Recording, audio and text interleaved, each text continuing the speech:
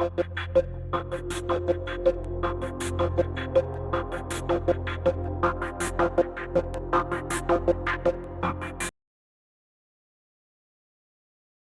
Messieurs, bonjour, bonsoir, dépendant de l'endroit où vous nous écoutez. C'est En tête à tête avec Jean-Emmanuel. Et aujourd'hui, nous allons parler des 40 ans du Sidika. Pour ce faire, nous allons recevoir Franz Voltaire pour en discuter avec nous.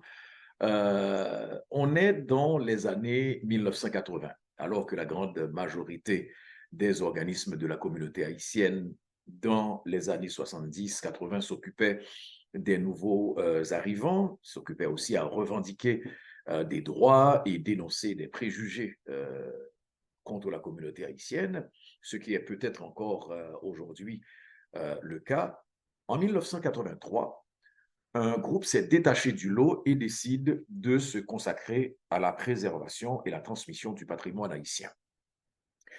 Exercice difficile vu la distance, mais aussi exercice périlleux vu qu'on est encore sous la dictature des Duvalier et que les agents sont assez actifs à Montréal. Mais petit à petit, le rêve va devenir réalité. Et aujourd'hui, le Centre international de documentation et d'information haïtienne, caraïbéenne et afro-canadienne a 40 ans. Le Sidika a 40 ans. Quel est le parcours? Quel est le legs? Quelle est la relève pour cette perpétuation de la mémoire? C'est de tout ça qu'on va discuter avec notre ami Franz Voltaire. Ne bougez pas, restez là, partagez, abonnez-vous si vous n'êtes pas encore abonné et surtout échangez avec nous. Nos invités se font toujours un plaisir de répondre à vos questions. Aujourd'hui, nous allons parler avec quelqu'un de spécial, un grand ami, des 40 ans d'un organisme phare dans la communauté haïtienne, dans la communauté de Montréal, dans la grande communauté de Montréal. C'est Franz Voltaire qui est notre invité aujourd'hui. Franz Voltaire, bonjour. Bonjour Pierre-Emmanuel et merci encore pour cette entrevue. N'oubliez pas de partager et de vous abonner si vous ne l'avez pas encore fait. Avec Franz Voltaire, on va parler des 40 ans du Sidika. La première question que je suis tenté de poser à Franz Voltaire, pratiquement, Franz, tu as passé la moitié de ta vie à mettre en place cette œuvre qui est devenue quelque chose d'important, de colossal. Et comment la démarche est arrivée? Qu'est-ce qui t'a poussé à cette démarche?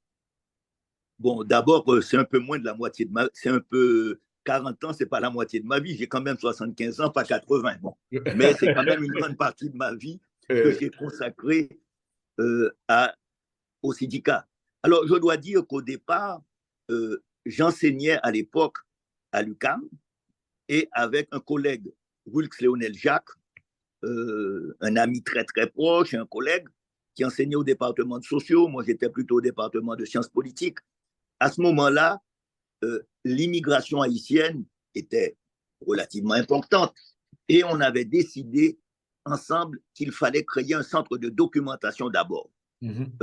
Pour la bonne raison que dans un pays comme le Québec et le Canada, il fallait que cette communauté haïtienne qui s'affirmait de plus en plus, il fallait créer un centre de documentation pour plusieurs raisons. Nous étions en exil, il fallait d'abord préserver ce que j'appellerais le patrimoine littéraire et historique haïtien, ce que ne faisait pas la Bibliothèque nationale, dont ça aurait été le mandat de préserver cette, je dirais, haïtiana, c'est-à-dire tous les livres publiés sur Haïti.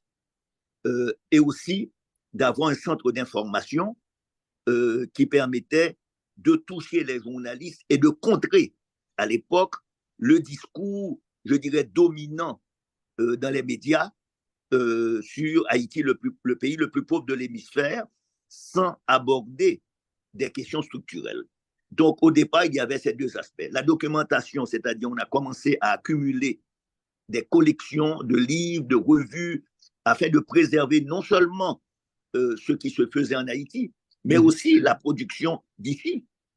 Vous savez, il y avait des revues, des journaux, et en fait, peu de gens avaient accès à cette documentation. Donc, il y avait cet aspect important. Il y avait aussi un autre aspect, c'était d'organiser une réflexion sur la question du racisme. Il va déboucher des années plus tard, avec Image interculturelle, sur la création, je dirais, d'une activité qui serait la semaine d'action contre le racisme. Au départ, on a commencé, d'ailleurs, notre première activité a été un colloque international, ethnicité, racisme et société au Québec. C'était peut-être une des rares fois, ou sinon la première, qu'on abordait de façon globale la question du racisme, non seulement avec les organismes haïtiens, mais avec les organismes anglophones, avec aussi des organismes américains ou des universitaires américains ou venant des États-Unis, dont notamment les responsables du centre Schomburg. Et donc, voilà un peu ce qu'on avait fait. La réflexion était donc qu'il était nécessaire d'avoir un centre de documentation haïtienne ouvert aux chercheurs haïtiens, ouvert aux étudiants haïtiens qui étaient soit en maîtrise ou en doctorat, parce que tout le monde disait on n'a pas accès à une réflexion sur Haïti ou à des documents. Donc, on a commencé à accumuler une documentation et au bout de 40 ans, le syndicat est devenu peut-être la plus importante bibliothèque dans le monde sur Haïti, parce que nous avons non seulement eu à accumuler par des dons divers les livres, la littérature grise, comme on l'appelle, aussi les archives, et essayer de préserver tout cela.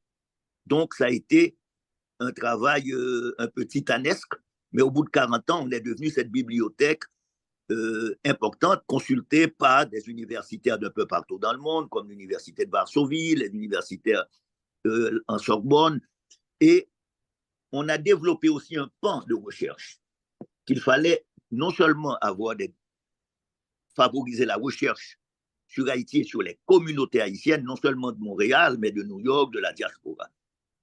Et aussi, pour la bibliothèque, on a publié à l'époque avec Max Maniga, qui était à New York, professeur au City College, des ouvrages qui s'appelaient Haïtiana, qui permettaient de rassembler la collection de livres publiés aux États-Unis, parce qu'il y a quelque chose qu'il faut signaler.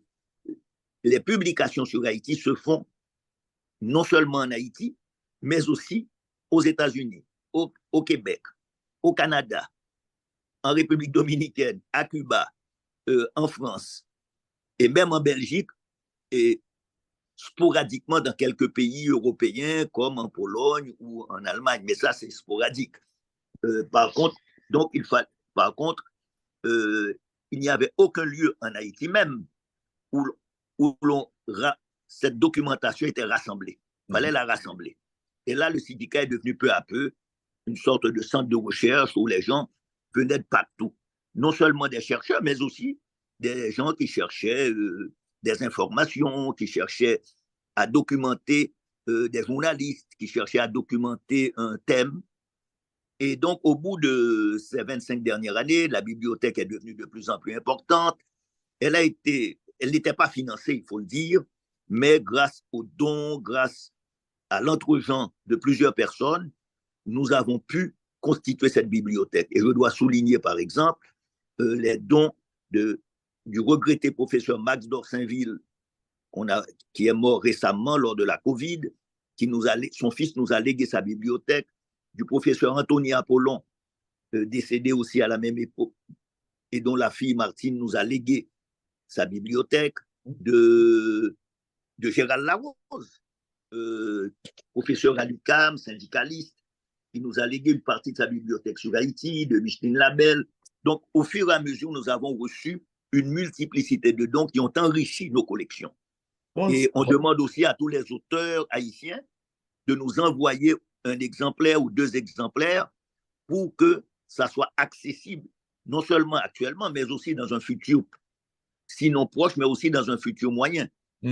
Franz Voltaire, quand on parle donc du syndicat, surtout du centre de documentation, après 40 ans, je reviens tout à l'heure d'ailleurs par rapport à ta correction sur la moitié de ta vie, c'est plus de la moitié de ta vie, puisque 40 ans, si Ben tu as oui, 75, 75, c'est que tu as voilà. commencé à 35. Voilà. C'est plus de la moitié de ta vie.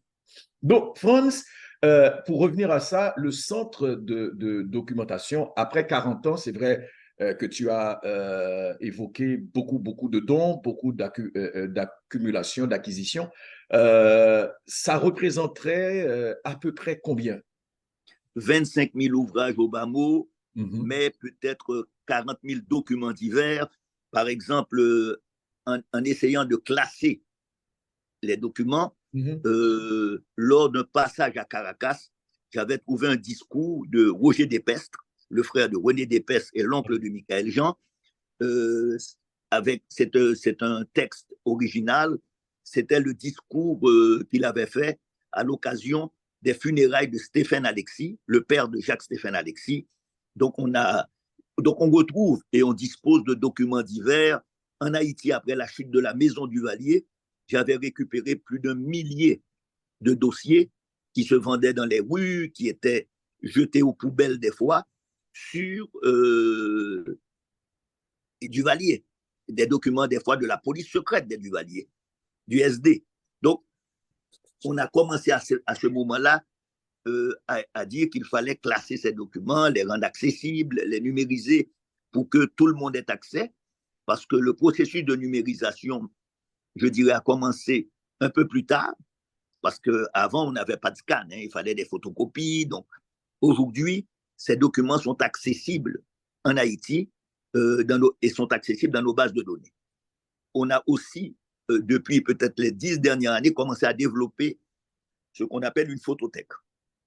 C'est-à-dire qu'on a commencé à accumuler des photos sur Haïti, on a ramassé un peu partout des dons, des achats, et aujourd'hui, on dispose de plus de 40 000 photographies en noir et blanc surtout, parce que les photos contemporaines sont plus accessibles. Mais on a des photos qui remontent pour le premier album sur Haïti à 1869. C'est un album d'un photographe français qui était venu en Haïti et dont, par exemple, dans cet album, on a la première photo du palais colonial qui a été détruite sous Salnave. Donc, on retrouve des documents qui nous indiquent non seulement sur la mode de l'époque, sur l'Haïti du 19e siècle, mhm. sur l'Haïti des débuts du 20e siècle, sur l'occupation américaine. On a aussi un fonds audiovisuel extrêmement important. Je vais prendre un exemple. La veuve des veuves nous ont octroyé, nous ont donné la veuve de Evelyne Magon, la veuve de Guy Alexandre, qui était ambassadeur en République Très bien. dominicaine, Mhm. nous a fait un don de plus de 1000 photos sur la République dominicaine et Haïti, c'est-à-dire sur l'époque où Guy Alexandre était ambassadeur en République dominicaine. Très bien. On a reçu des dons de Marie-Lucie Chancy, la première femme de Leslie Maniga et Mhm. la sœur de Max Chancy. Elle nous a donné 549 photos et des bobines de films qu'on essaie de, parce que ce sont des petits films faits maison, Mhm. donc 8 mm, donc on essaie aujourd'hui de les numériser. Le syndicat, c'était aussi plusieurs documentaires, une 9 documentaires qu'on a réalisés. Et donc, c'est tout cela qu'on essaie de numériser, de préserver. Et sous divers aspects, c'est-à-dire sur différents aspects comme peinture, comme musique, comme... Eh bien oui, par exemple, je vais prendre deux exemples. Tu viens de souligner musique et peinture. mhm, Sur la peinture, on a récupéré l'année dernière plus de 500 photos qui sont numérisées de Jean-Marie Dro. Jean-Marie Dro organisait absolument. en France et à Rome, où il dirigeait la maison Médicis, des expositions des peintres populaires haïtiens. Mhm. Et donc, nous avons plus de 500 photos de qualité muséale. Ces photos ont été données à la mort de Jean-Marie par sa fille à un ami à moi. Et il a dit à 85 ans, qu'est-ce que tu veux que je fasse avec ça? Je vais les léguer au centre. De même, on a reçu de la veuve de Jonathan Demme, OK. c'est-à-dire le cinéaste Le qui avait réalisateur fait le du film sur silence des Jean-Dominique agneaux. l'agronome, qui avait fait le film sur le Mhm. silence des agneaux. Eh bien, sa veuve nous a légué plus de 1000 documents écrits c'est un document qui appartenait à un collectionneur d'art haïtien, Cleveland Chase, qui a collaboré à la création du musée d'art haïtien du Collège Saint-Pierre. Vous savez, ce musée d'art haïtien qui était au Champ de Mars. Absolument. Les collections sont, je crois, au Centre d'art. Donc, on les a classées, c'est-à-dire jour après jour, c'est toute la correspondance sur la création du musée. On va les numériser et ainsi, par exemple, le Centre d'art, les collectionneurs, les chercheurs auront accès à cette documentation inédite. Parce que le collectionneur, il a même dans cette collection les enveloppes, les télégrammes, enfin tout ce qui concerne la création du musée d'art et qui permet une compréhension de l'histoire de ce musée. Et là, en évoquant des personnages comme Jean-Marie Drault ou encore Jonathan Demme, qui sont des gens que je connais aussi, qui sont des fous d'Haïti, tu as des pièces majeures. Le syndicat dispose de pièces majeures, de pièces uniques. Franz Voltaire. Et je vais terminer sur la musique. Oui. Sur la musique, j'ai réalisé 3 documentaires qu'on a produits au syndicat. C'était sur ce qu'on appelle les Reines Soleil, qui étaient sur les femmes musiciennes et danseuses. Et Émeraude de Pradine nous avait légué quelques photos, quelques images, de même que Martha Jean-Claude. On a aussi reçu une collection importante de Issa El Sayé. C'est-à-dire, on a des originaux de disques, beaucoup plus que de photographies, mais c'est disques en 78 tours, des tape recorders. Donc, on essaie maintenant de faire des ententes pour essayer de les numériser. Par ailleurs, la Société de recherche et de diffusion de la musique haïtienne, dont le siège social est au syndicat qu'on abrite, a fait un travail avec Claude Dauphin de récupérer, je dirais, énormément de musique classique haïtienne. Nous avons aussi sur la musique du vaudou énormément, plus de peut-être 600 à 800 pièces. Et des livres, notamment, qui sont pratiquement introuvables aujourd'hui, les livres de Max Beauvoir, Prière Guinet. On a tout le travail fait à l'époque par un ethnomusicologue américain en 1936. Donc, on a une masse énorme pour ceux qui s'intéressent à l'histoire de la musique haïtienne. Alors, donc, on a des documents extrêmement importants. Et actuellement, nous avons un projet où 3 organismes sont liés. l'Afro-Musée, un centre d'archives de Montréal et le syndicat.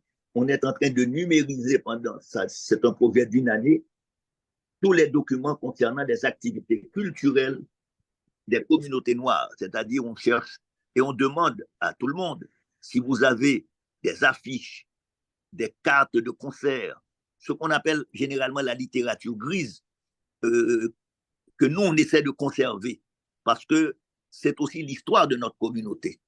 Par exemple, si vous avez des affiches d'activités culturelles qui ont eu lieu, et sur le volet peinture, Kessie Telia, qui travaille avec nous, qui finit sa maîtrise à Concordia en histoire de l'art, est en train de préparer son mémoire sur les peintres et les activités, donc activités artistiques concernant la peinture, les galeries.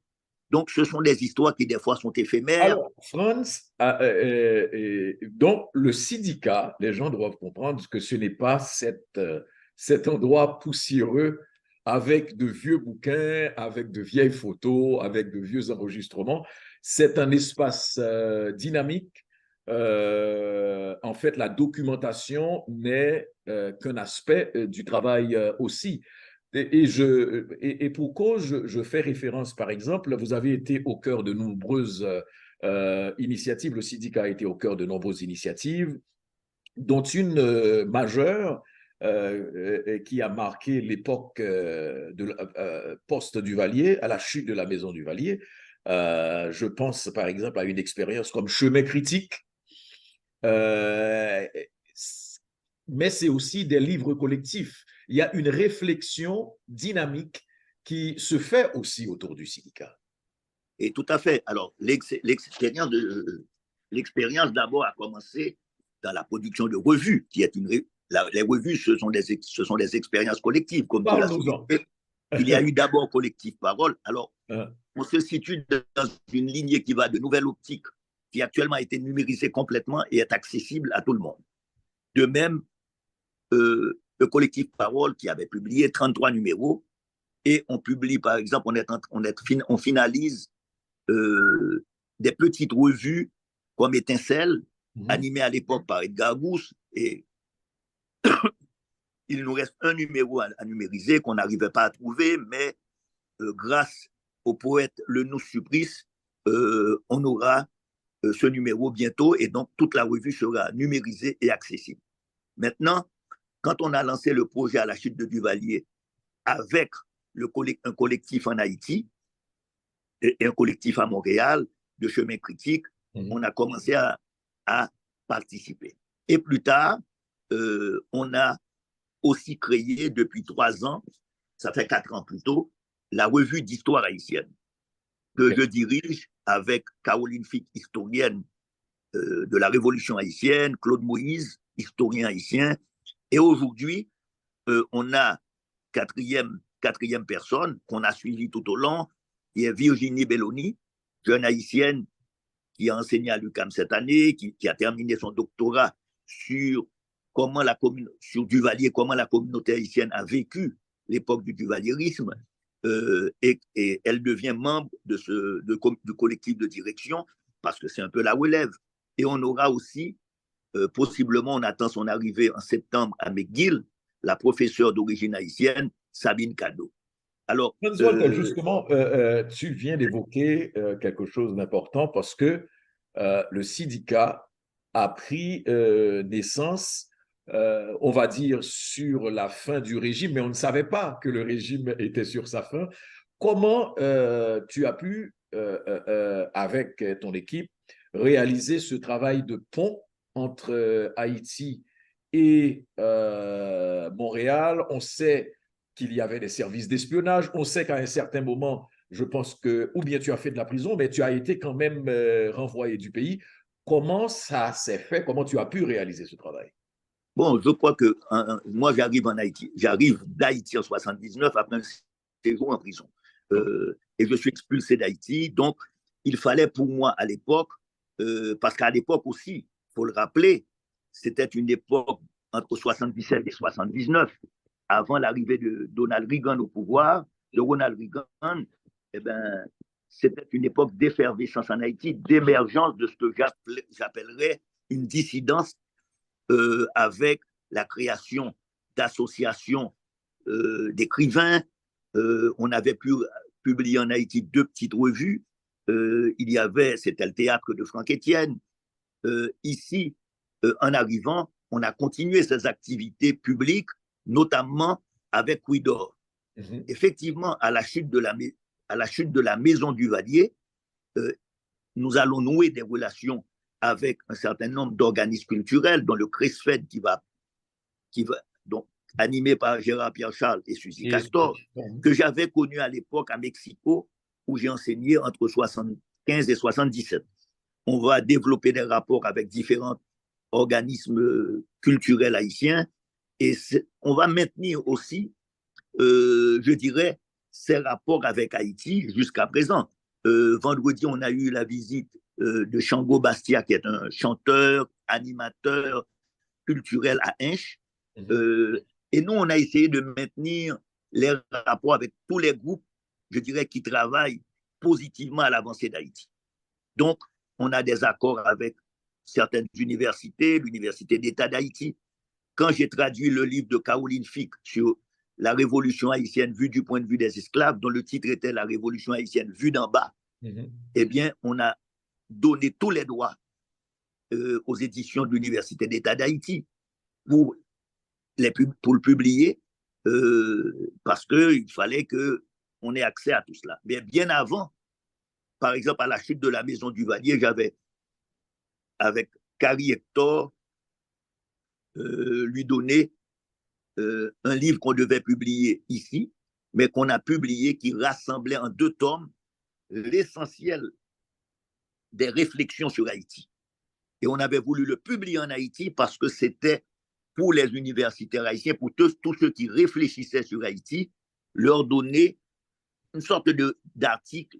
En fait, il y avait près de 40 articles, une réflexion sur Haïti qui permettait, puisque pendant toute l'époque de la dynastie des Duvalier, les Haïtiens n'avaient pas eu, en Haïti, n'avaient pas eu accès à la réflexion qui s'était développée à l'extérieur sur Haïti. Donc, si tu veux, on a maintenu tous ces réseaux. Ces réseaux étaient au départ, jusqu'à la fin de la dictature des Duvalier, très limités. On envoyait des cassettes, on envoyait, quand des gens voyageaient ici pour des raisons familiales, ils rentraient avec 1 ou 2 exemplaires des livres que nous publions à l'époque. Mais c'était très limité. C'était très limité. C'était un ami québécois qui rentrait en Haïti, qui apportait 2 ou 3 livres pour des amis. Donc, mais ça a commencé à s'accélérer avec la chute de la maison Duvalier. En fait, la question de l'édition était importante parce qu'il fallait, ici à Montréal, que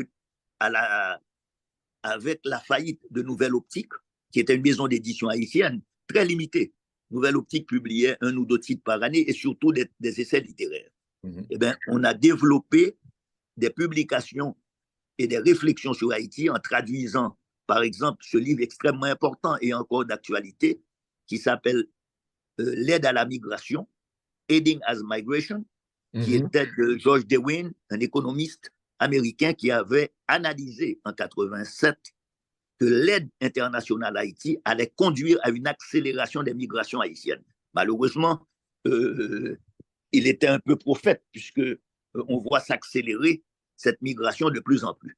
Donc, on a été aussi en rapport avec la Casa de las Américas à Cuba, qui est un partenaire, d'abord en leur fournissant, comme à la Bibliothèque nationale de Cuba de Santiago, en leur fournissant des livres, puisqu'il y a une présence haïtienne très importante qu'on a maintenue avec des gens comme Hilario Batista, qui cette année encore était à Montréal, qui est un poète qui écrit en créole, qui est né à Cuba, qui dirige, je dirais, le Festival des cultures créoles et qui est très actif auprès des communautés haïtiennes, puisqu'il publie, malgré le fait qu'il soit né complètement à Cuba et dans sa soixantaine, il publie encore en créole. Donc pour nous, ça a été avec Cuba. Avec la République dominicaine, on a eu des colloques avec l'université, avec des secteurs comme Mathias Bosch, qui est le petit-fils de Van Bosch, et aujourd'hui on développe des activités avec des gens comme Amaury Pérez, qui sont... mais France, pendant longtemps, on t'a appelé Fanfan Syndicat. Et c'est-à-dire confondant ou occultant à la limite ton nom de famille, mais c'est à la fois une réalité, mais en même temps, il y a aussi une inquiétude derrière la perpétuation de ce travail. Comment le travail va se poursuivre après ton départ? Comment passer la main? Comment ça se passe? Bon, d'abord, il y a une confusion. Je n'étais pas seul dans cette aventure. Il y avait des gens comme Viviane Duchesne, comme Lélia Lebon, qui étaient des gens à l'université. Il y avait des gens comme, surtout, Wilkes Léonel Jacques. Il y a eu des gens comme Nicolas Mésidor, qui a dirigé le syndicat, des gens comme Jacques Gardère, qui a été le directeur administratif du syndicat. Donc, le syndicat, ça a toujours été une équipe de gens. Il y avait des gens comme Polo Damas qui est mort, et Rolf Joubert. Donc, il y a eu toujours, je dirais, un ensemble de gens pour faire fonctionner la boîte. Moi, j'ai toujours été bénévole, mais j'étais un peu le porte-parole, pour plusieurs raisons. D'abord, j'étais un peu invité partout à l'époque où j'enseignais, donc j'étais entre les États-Unis, la France, le Québec, et peut-être je continue à être invité un peu partout. Et moi, j'avais cette quête, de préservation du patrimoine littéraire et artistique haïtien. Je demandais tous les livres à tous les amis, à tous les gens, j'allais dans les soldes, dans les brocantes, ramasser tout ce que je trouvais sur Haïti, parce que j'étais un peu conscient de la précarité de la mémoire haïtienne et qu'il fallait le préserver. Donc, Est-ce qu'il y a quelque part, est-ce qu'il y a une relève qui est préparée en ce sens? absolument, il y a des gens comme, je vais prendre un exemple. Quand on a lancé la revue, nous étions 3 les directeurs de la revue. Il y a un conseil, un comité scientifique, mais ce sont des gens qui ne vivent pas nécessairement tous à Montréal. Ce sont des historiens haïtiens ou autres qui travaillent sur Haïti. Donc, on a une masse critique. Par contre, pour la relève, on a travaillé très longtemps. Elle a commencé dès le début avec la revue. Je prends le cas de Virginie Belloni. Elle est dans sa trentaine. Elle a terminé son doctorat cette année. Elle a commencé à être chargée de cours à l'UQAM. Et c'est elle qu'on voit comme une des relèves. Il y aura la professeure Sabine Cadeau qui enseigne à Londres et qui va arriver. Ce sont des gens qui intègrent la structure de la revue et qui vont être certainement, pour des raisons d'âge, là-dedans. Au niveau, je dirais, des arts, il y a aussi le Kessi Telia qui finit sa maîtrise, qui va être en France une année. L'inquiétude que des gens qui ont fini par développer des liens avec le syndicat pourraient avoir, parce que, comme je te l'ai dit au début, le syndicat, c'est une fierté. 40 ans, Franz Voltaire, pour terminer, il y a des activités, il y a une célébration autour de ce 40 ans. Eh bien, voilà.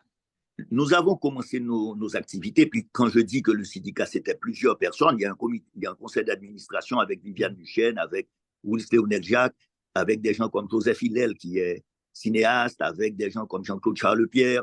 Donc, c'est un conseil d'administration, parce qu'en fait, un organisme, c'est aussi la possibilité que son conseil d'administration va se rajeunir ou se rajeunir, qui va le diriger. Maintenant, alors, pour les 40 ans du syndicat, on a prévu éventuellement entre le mois d'août, le début août et 2024, 40 activités différentes. Et la première des activités sera un concert et on demande à tous les gens de nous appuyer parce que c'est un concert de levée de fonds. Parce qu'on veut être autonome aussi pour la réalisation de ces 40 ans. On a un concert qui aura lieu à la salle Pierre-Mercure, c'est métro Berry-UQAM, c'est sur la rue de Maisonneuve et Hôtel de Ville, c'est en face de la Cinémathèque québécoise. Eh bien, ce concert... Les gens vont trouver l'adresse, ne t'en fais pas. C'est ça, ce concert aura lieu le 6 août. Est-ce qu'il y a justement un lieu où les gens peuvent aller pour s'informer des différentes activités? Ils peuvent appeler au syndicat au 514-845-0880 ou encore info syndicat, en un seul mot, INFOCIDIHCA, @gmail.com. Alors, ce concert, on demande à tout le monde de venir nous appuyer parce que cela nous permettra de disposer de fonds pour pouvoir monter toute cette opération et continuer nos activités qui sont gratuites, je dois le souligner. Presque toutes nos activités sont gratuites. Acheter nos livres, ça c'est payant, mais c'est ce qui nous permet de continuer à publier. C'est ce qui nous permet aussi de disposer d'un minimum de ressources pour continuer à fonctionner. Et si vous avez de la documentation chez vous, ça peut être un prospectus sur la communauté haïtienne, ça peut être des cartes de mariage. Tout cela, ce sont des documents pour que l'on soit présent dans ce pays et que dans 50 ans, l'on ne puisse pas dire, écoutez, il n'y a rien sur les Haïtiens. Je pense que quelque part, c'est important de conserver cela. Si vous ne voulez pas les conserver, vous nous les donnez, soit directement, soit en numérique. L'essentiel, c'est que nous devons préserver notre mémoire ici et documenter notre présence dans ce pays qui date de presque 100 ans. Franz Voltaire, merci beaucoup. Franz Voltaire commente l'actualité à mon émission tous les matins du lundi au vendredi sur CPAM le 14-10. Franz Voltaire, la fascination est toujours pareille, même quand on a discuté hier. Franz Voltaire aura l'occasion de revenir en tête-à-tête avec moi à cette émission pour parler de Franz Voltaire cette fois. Mais je voudrais, avant de terminer, remercier tous ceux qui travaillent avec nous. Parce que des fois, on voit la personne qui est le porte-parole, on voit la personne, et c'est pourquoi on t'identifie au centre. Mais je dois remercier Viviane Duchesne, Wilkes Léonel-Jacques, Jean-Claude Charles-Pierre, Joseph Hillel, Nicolas Mézidor, Simone Gardel, Daniel Godefroy, Absolument. Jacob Delakis, Patrick Tardieu surtout, qui travaille, je dirais, au niveau de la bibliothèque. Et donc, tous ces gens qu'on ne voit pas tous les jours, et que, sauf peut-être moi ou des fois Daniel Godefroy, parce qu'il anime un programme de formation pour les micro-entreprises en Haïti. Je sais qu'il y a aussi beaucoup d'autres choses.